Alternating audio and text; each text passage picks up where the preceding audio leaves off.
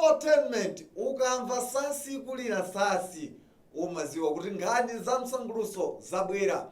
Tikuwuzeni kuti kunali chani nkhani za msanguluso komanso kukhalenso chani nkhani za msanguluso. And my name is Sam Banda Jr. In this edition, a theater in Mandala Francophone launched, and again we also look at 13-year-old Shamiso Chikoti launching her very first book at the age of 13.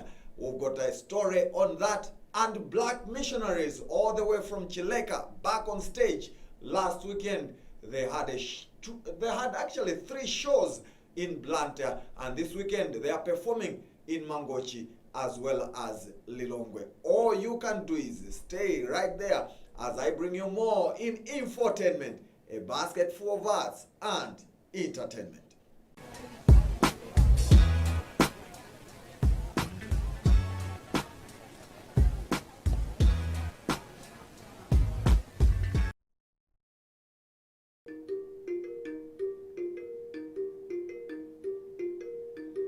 Now we begin our program with an exciting news. Mnyamata amene ndithu ali ndi ulumali. Mnyamata wa ku Blantyre koma ndi woyimba, dzina lache timati Saube Kandewu. Mnyamata ameneyu iyayi wakhala akuyimba ndipo kufikira lero akuoneka kuti iyayi EP yache chingelezi chake amati extended playlist, umayikamo ndithu nyimbo zochepa sichimbale iyayi zimangokhala nyimbo zimene umazisankha nkuziyika ndithu pamodzi. Pano iyayi ataunguza atayenda ulendo wache wamayimbidwe mpaka zonse zatheka, wapanga ndithu EP yache imene mutu wache akuti bwanji. Akufunsa mafunso mu EP imeneyi kunena kuti bwanji, chifukwa chokuti ine mwina ndi ulumali sikuti sindingathe kuchita chinthu china chilichonse. Iyeyo amachita ndithu zinthu zambiri. Ndiye tinakumana naye Saube Kandewu kuti atifotokoze kuti mayimbidwe adayamba bwanji, komanso EP imeneyi imene akuti bwanji akuti chani mmenemo, ikhale ikutuluka ndithu pa 4 Oktoba chaka chomwe chino. Ndiye tinakumana naye Saube Kandewu kuti atifotokozere nkhani ya mayimbidwe ake. Timve kuchokera kwa Saube. Angocha mama wandi malandila phone kwa my friend in me day one. Ati chakumwa ndisungila ndipange machawi ndikachedwa ndisempa na mwai. Ati mahule aliko komaso chamba chilipo kuledzera kulipo ndikachedwa sindichedwa mani ndamizidwa ndichimo.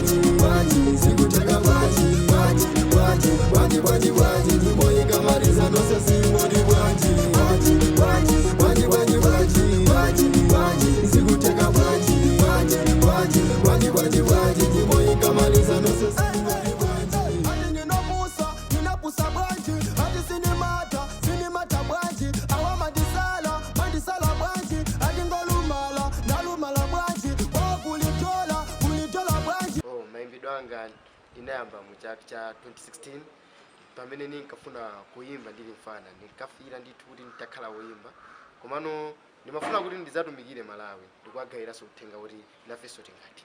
Okay, ndimafuna kuti ndizapasa anthu chithunzi choti asamandiyang'anire kuti ine ndi ulumali. Okay, chisanzo chabwino anthu akhoza kukuyitana kuti Saube tikukufuna kunoko ndikumayenda kumene kucha, koma ife zofanana ndi mmene ine ndilili ndi anthu abwinobwino alili ndiyamve zoti akuti uyuyu asanyamule nawo, anyamule awawa ndi mmene alili. Mmene kuchamakha kuti kutikayikira sangatipase ntchito kuti tigwire ngati Malawi, sangatipase ntchito kuti ndigwire ngati munthu nzawo ndi mmene ndilili amandimvera chisoni. Ndiye ndimafuna kuti munthu akamandipasa chinthu azindipasa mmene ine ndilili ngati iyeyo mmenenso alili, kuti tizipitira chimozi tsogolo. Muipimu mutu wake ndikuti bwanji. Uthenga waukulu umene wasenza mmene mumu ndi wa bwanji, muli kusaka dola, muli muzindipempherera, muli kuthokoza kwa Mulungu, muli njira kuti atipase njira kuti tafenso tiduse tikafike kumene tikutaniko tikufuna ya bwanji chimene matanthauza bwanji ndimati nthawi zambiri ndikamapanga zinthu kana ndikuyenda ndamandifunsa anthu zinthu zambiri bwanji ndenakoza anthu andapite studio ndikangoyankha kuti kodi zimatheka bwanji bwanji ndi mmene ine ndili muipimu muli zinthu zimene zikufunika ndakumana ndi mavuto ambiri mavuto ochuluka muipi imeneyo zayindengera nthawi yayitali kwa basi almost mwinaso 2 years mix chifukwa cha ndrama yoti tipangire posti nyimbo zonse nyimbo zimafunika zikhale motende koma tazikamo zochita chifukwa chokuti ndrama zinatichepekera mavidiyo tajambula atatu chifukwa choti ndrama zatichepekeraso ndete mafuna kuti tigulise ivi tikagulisa ivi tipezerepo ndrama yoti tikhoza kuzithandizira tokha tikhoza kuthandizirika kuti tizipita ku nyimbo komanso ngati kungatheke manager ngatanga komentima kuti akhoza kuti azitithandizira ku music akhoza kubweranso kuti azatipange management nafeso tingatheso mama ineso ndingatheso mama yeah ineso ningathe kupanga chilichonse chomwe mungandipasecho kuchosa chilichonse chomwe chingayipise pamoyo wangacho alubino pedwa amapedwa bwanji amangotijela amatijela bwanji potingolumala nalumala bwanji atangufutika afutika bwanji amasiya kususika azizika bwanji atangomangidwa amangidwa bwanji zimatipowa bwanji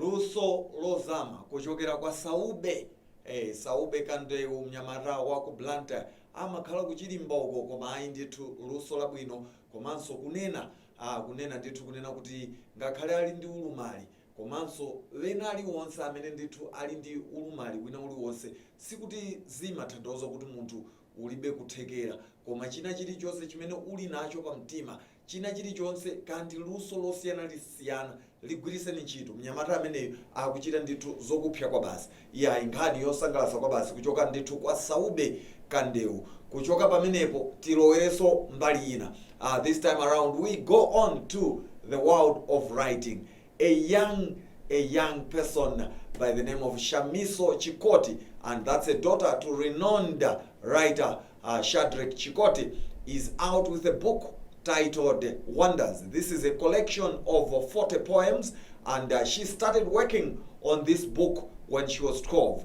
But when she was launching it last Friday at Latitude in Lilongwe, she turned 13. So it was a double celebration, launching the book as well as celebrating her birthday. We're there as Infotainment, that's Emmanuel Pokore as well as Matthews Kasanda were there. They captured the moments as well as having interviews with Shamiso as well as the Deputy Minister of Labor, that's Vera Kantukule, as well as there were also performances coming from Daughters Band. There was also Nyokase Madise as well as Dan Lufani. We have the highlights. Let's take a look.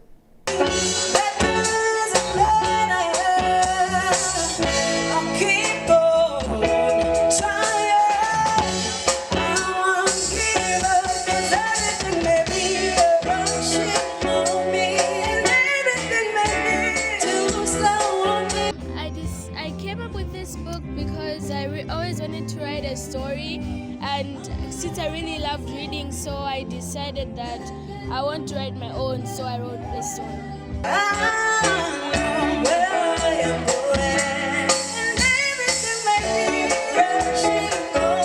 A couple of things that are exciting tonight. Number one, she's only 13 years old. Number two, she's a girl. This is highly unprecedented, especially in Malawi. And so we don't have so many young authors. I know there was another young man in Blantyre, I think he's 14 years old, he also launched his book. So it means we are changing the trajectory about what writing is all about in Malawi. And so that is very exciting for me personally. The second thing for me is to say, like what she said in her speech, like you're not too young or too old to follow your dreams, because you only have the now to control over. It's a risk that I'm taking. I ain't never gonna shut you out. Everywhere I'm looking now, I'm surrounded by your embrace. Baby, I can see your halo. It's part of life. It's part of life. It's part of life.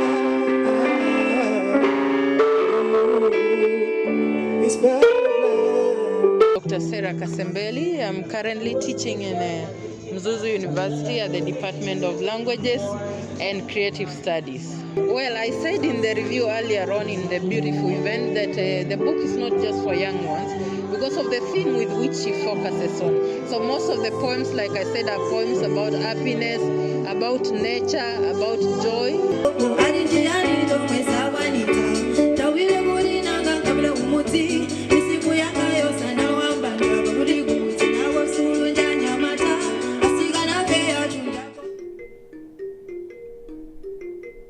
Yeah, that's Shamiso launching a book titled Wonders, and you heard a number of performances coming from Dan Lufani, Nyokase, Madise, as well as the Daughters Band all the way from Lilongwe, and you also heard from Deputy Minister of Labor, that's Vera Kantukule. Remember, you're watching Infotainment, a basket for arts and entertainment, and my name is Sam Banda Jr. We continue. We're still sticking on to issues to do with the very best of art, and this time around we go all the way to Blantyre and landing at Jacaranda Cultural Center, where on Friday they launched what is called Theatre in Mandala Francophone. For those who've been following Theatre in Mandala, that's a platform which gives a chance to theatre practitioners to bring in their plays. They showcase them and then they get critiqued. So a number of groups have come out. They've performed Scar of Life, Umuntu.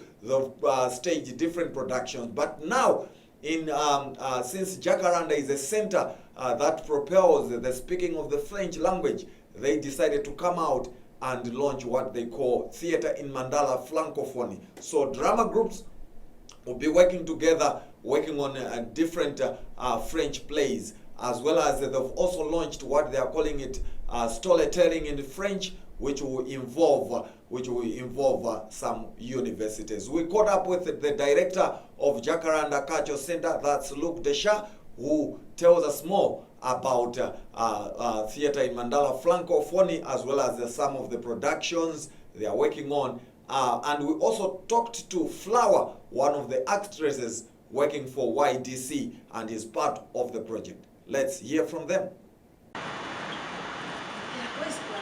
A weapon? Yes. What do you think it was? It was just a mere stick. Have you seen What our is a son mere work stick? exploding? Let me ask. Okay, we know our son Zachary is a patient young boy, but I don't think we go to so this. you have started buying up your son? No, not like that, but we can talk. If you're buying up your son like this... Okay, yeah, we are here to talk. We are not Let's backing try up it. our son, but there is a difference between a weapon and a stick. Well, I think it was the right time now to launch the season from the French cooperation in Malawi with the French embassy to South Africa and Malawi. Obviously, during 2020 and 2021, we had to, like everyone in the world, we had to really slow down activities due to the COVID situation. We are still cautious, very cautious. We just had a wave which has unfortunately hit Malawi hard. Now the wave has gone down, but we want to relaunch now our cooperation in several ways. So first, on the French language side, by supporting the upcoming French teachers in the country and the current French teachers in the country. So the upcoming French teachers are the students from the 3 universities that teach French in the country, so that's Mzuzu University, Domasi College of Education, and University of Malawi. So we're going to launch this year's edition of the Festival of French Storytelling, where students from these 3 universities come together and compete on a theme which this year has been chosen by the participants as being la crise sanitaire, the health crisis. So the students will come up with stories that they will be able to say on the stage like this one here. And it's beautiful to see young people speaking fluent French and about to become French teachers for the youth in the secondary schools in the country. So that's very exciting that we're able to relaunch that competition. It is linked this year with training that the embassy is offering to many French teachers in the country. Online training for French teachers. many tens of French teachers are participating right now to online training, professional online training, where they can improve their skills as teachers of French as a foreign language. And we're also awarding 3 scholarships to 3 teachers, French teachers in Malawi, one from each region of the country, and they will be traveling next month for 2 weeks to attend basically the best quality training you can get in the world when it comes to French language taught as a foreign language. And there will be a second part of this training which will take part also in France in 2022. So basically the embassy would like to really encourage as much as we can and support as much as we can the teaching of French language in Malawi because we feel there's a great potential. As you know, there's a long history of French language in the country. French until today is the only foreign language taught in secondary schools in Malawi, and we have a long heritage with the French Cultural Center, and now with Maison La France and Japan Cultural Center, which opened in 2016. So also this year we're not able to do the French School Drama Festival due to the COVID situation, so it was another way to help the teachers develop their skills. And this brings us to the second part of the cooperation that we are launching now with the Francophone theatre in Mandela. Is the fact that we are team working, and by team working it means we are sharing skills, we're exchanging skills from the troops that we are coming from, and there is no such thing as we are going to listen to this one alone. We are all listening to each other and then we decide the way forward. Yeah, you heard from Flower, one of the actors starring for YDC, and you also heard from Luke Desha, the director of Jacaranda Cultural Center. Moving on with our program, now we go back to music, and this time around sticking to reggae music. Chilega Reggae Group last weekend returned to the stage after a long break due to COVID. So they are actually on a drive of promoting their Kuyimba 12 album. They'll be releasing their Kuyimba 12 album later in November, but they've released 4 songs. 4 songs, among them the songs include Ndikana Panda, there is Zamziko, there is Timponye. Those are the songs, and they've also released 2 music videos, Ndikana Panda and Praise. So people are still sampling the songs. Others still have the view that they've done well in terms of how they've brought out their reggae vibes. Others are still skeptical, saying no, they still look back and look at the times of Matafari, but still more, they've made a statement to say no, we're here, we're coming out with Kuyimba 12. So they performed last weekend at Club 24/7. They also performed at Shaka Zulu in Zomba as well as Village House. And this weekend they are at the Terepano in Mangochi as well as M1 Center Point in Lilongwe. We're there and we had an interview with Anthony Makondes. Let's take a look.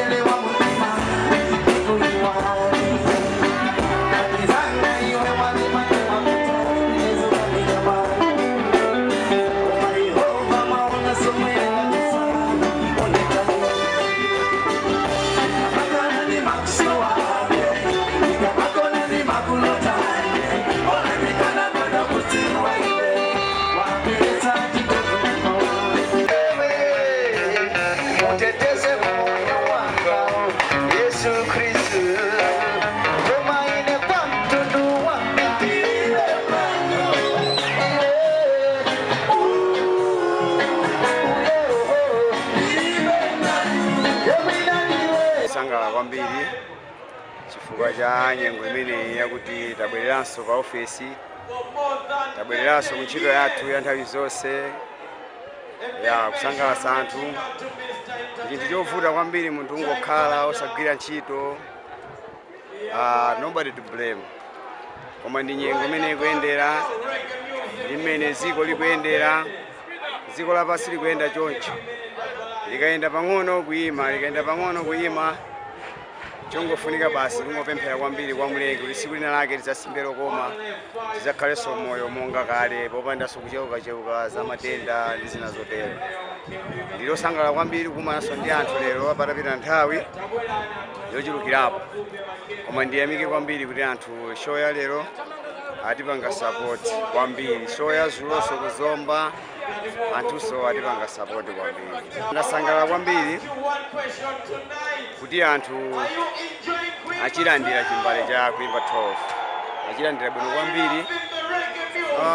Simene timayembekezera chifukwa kuti kunjaku kwakhala kuli zii kusakumveka chilichonse chokhudza music kuchokera kuchileka.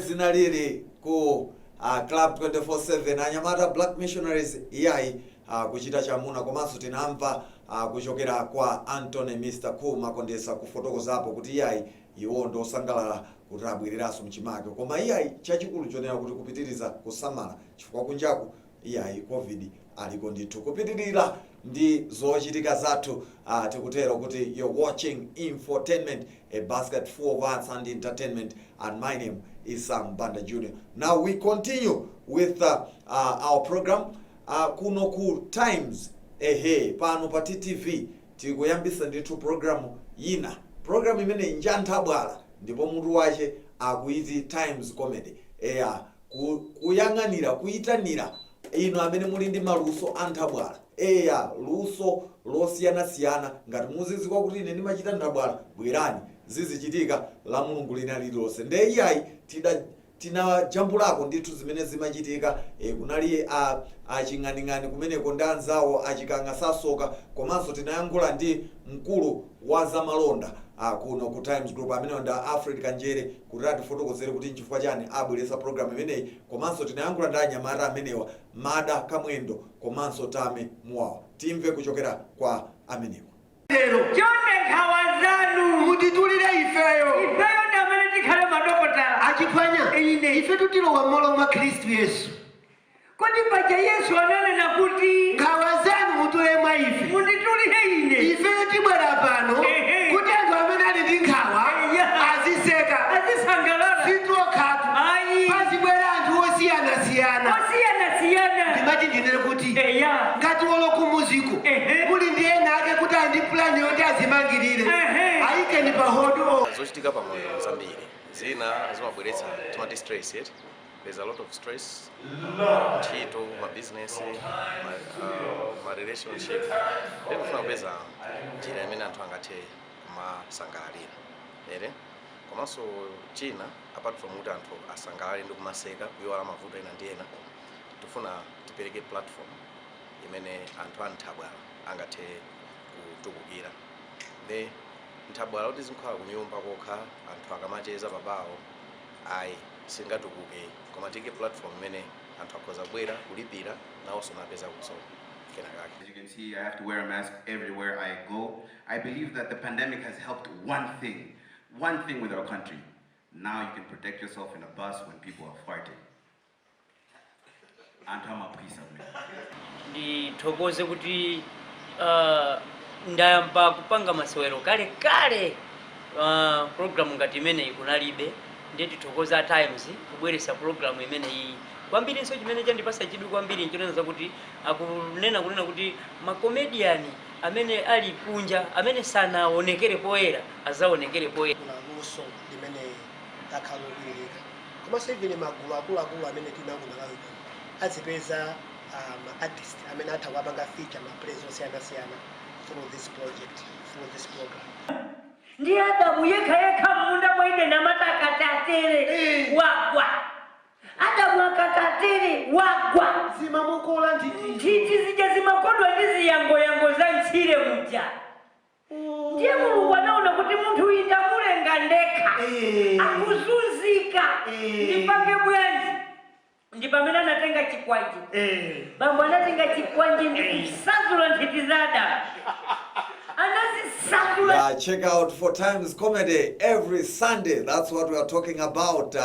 But time is not with us. So on that note, we've come to the very end of Infotainment, a basket for arts and entertainment. I hope you've enjoyed a selection of different stories I brought to you in this edition of Infotainment. My name is Sam Banda Jr. I always say that keep it times as well as keep it TTV. But before I go, just a reminder, Robert Chiwamba is the new president of Poetry Association of Malawi. And again, I end on a higher note because Dika Maoko Arts staged a play titled Jinkelike at Jacaranda Cultural Center in Blantyre. That's last weekend. So we'll finish with that, and this will come back to back with a performance that took place in Lilongwe during the Focus Night. So we've got some highlights from there. I'll end on that note, Dika Maoko as well as Focus Night. I'm out of here. Sam Banda Jr. is my name.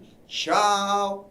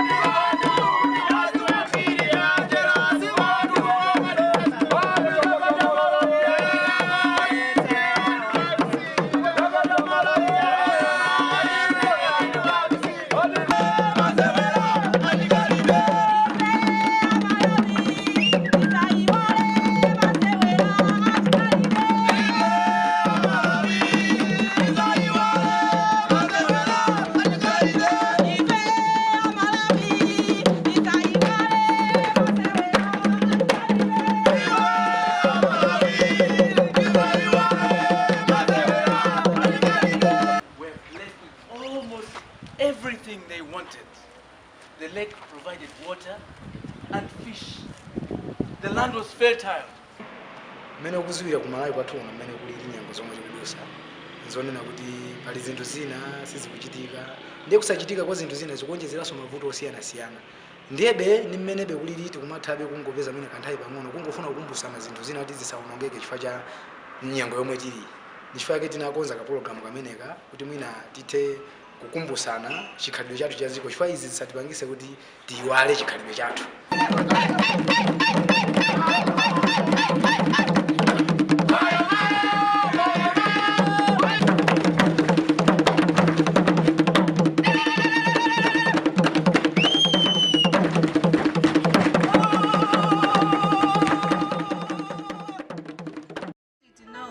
But the mind was deserted and my heart cascaded. If only a drop could fall on my tongue, it could quench my thirst of wanting to know everything I needed to know. Like a young one in the bush, all by itself, I wandered around my brain in thoughts, thinking I will come across the thing in possession. But the more I thought, the more I got confused.